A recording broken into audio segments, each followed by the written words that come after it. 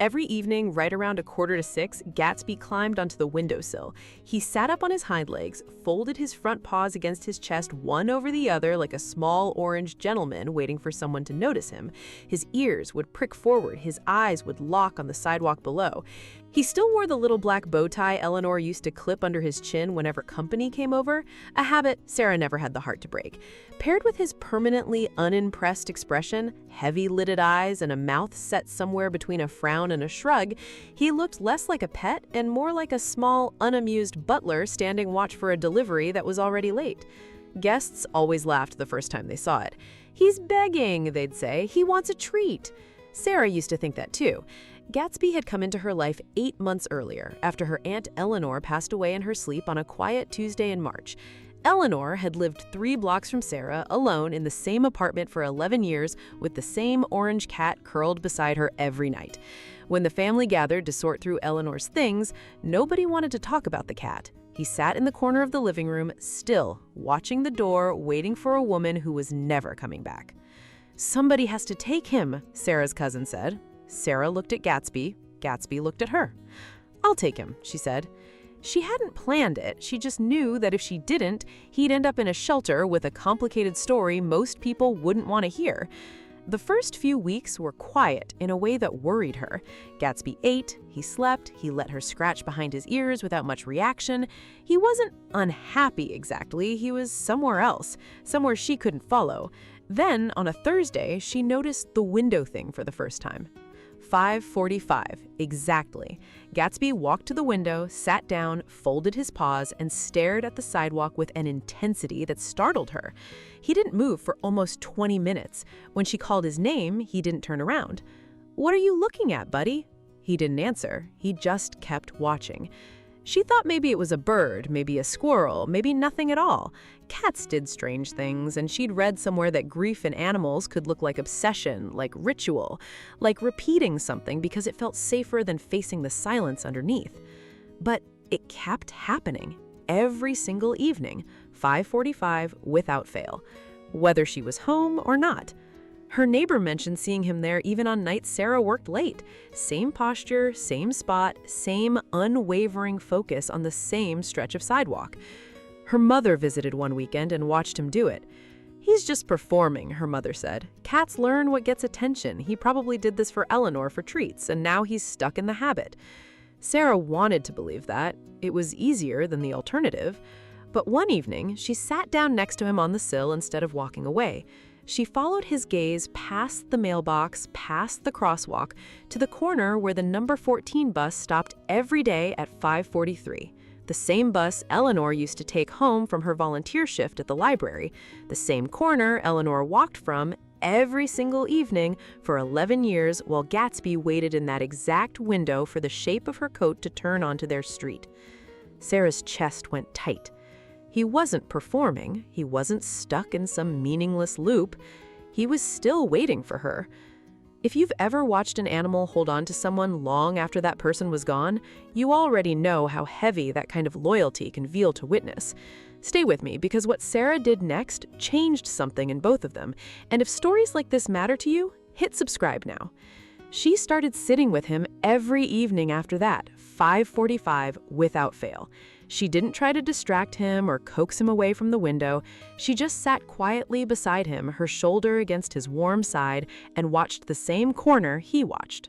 "I know," she'd say softly. "I miss her too." Weeks passed. During the day, he was almost a different cat, sprawled across his cushion with his front paws crossed neatly at the wrist, dozing in patches of sunlight without a care in the world. But evening always found him back at that window. Gatsby still climbed up every night, still folded his paws, still watched the corner with that same solemn focus. But something had shifted, slowly, the way most real things do. He started leaning into her shoulder while he watched. He started letting his eyes drift toward her face between glances at the street, checking, almost, that she was still there. One evening in early autumn, an elderly woman walked around that corner wearing a long gray coat, the same shade Eleanor used to wear. She wasn't Eleanor, she was just a stranger heading home. But Gatsby's whole body went rigid, ears snapping forward, paws pressing hard into the windowsill. Sarah held her breath. The woman kept walking. She didn't turn onto their street. She disappeared past the mailbox, out of view, gone. Gatsby watched the empty corner for a long moment. Then, for the first time since Sarah had brought him home, he turned away from the window on his own, climbed down, and pressed his head against her knee. He didn't need Sarah to explain what had just happened. He already understood it better than she did. That was the night Sarah stopped seeing his vigil as sad. She started seeing it as something closer to devotion. Proof that Eleanor had been loved so completely that even now, someone was still keeping watch for her, still holding a space open in case she ever came home. Cats aren't supposed to grieve the way people do. Nobody ever taught Gatsby to wait by a window at exactly 5:45. Nobody trained that kind of loyalty into him. He simply loved someone enough to keep a promise nobody ever asked him to make. Winter came, and with it came a small, quiet change neither of them had planned. Sarah started walking home a slightly longer way, past the corner, past the bus stop, timing it so she rounded the corner at 5:45, right as Gatsby watched from above. The first time she did it, she saw him go still at the window, then rise up slightly, paws pressing forward, before he recognized her coat and settled back down. It wasn't Eleanor coming home, but it was someone coming home. And slowly, that seemed to be enough. By spring, the vigil had softened into something gentler. Gatsby still climbed to the window most evenings, still folded his paws in that same dignified, faintly disappointed way, like a small gentleman unimpressed with how long the world had taken to make things right again. But now Sarah sat beside him more often than not. Now the watching belonged to both of them, not just to Grief. She understood finally that he had never been asking for a treat. He'd been asking someone to notice that love doesn't just disappear when a person does. It moves into whoever's left. It waits there, patient and quiet, folded neatly like two small paws against a warm chest, for as long as it takes.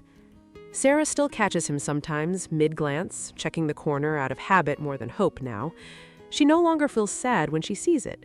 She feels something closer to gratitude that an 11-year-old cat with a permanently unimpressed face had loved someone enough to keep their memory alive in a windowsill ritual nobody had to teach him. Some people will tell you animals forget quickly, that they live entirely in the present, that grief is something only humans carry. Sarah doesn't believe that anymore. She believes Gatsby remembers everything. She believes he simply chose to fold that memory into something he could carry forward instead of something that would break him. Do you think animals really grieve the people they lose? Or is it just instinct we're reading too much into? Tell me what you think in the comments.